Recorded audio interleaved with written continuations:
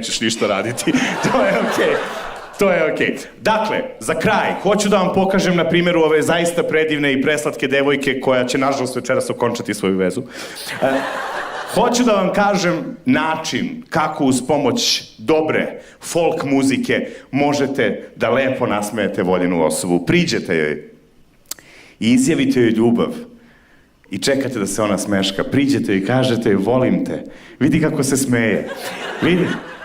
Ili, još bolje, ako nećete na našem da pričate, nađite devojku iz inostranstva i isto uz zvuke nekog narodnjaka. Sve to isto uradite šapatom samo na engleskom. Priđete, zagrlite i kažete aj, DJ Videos. Hvala ti puno.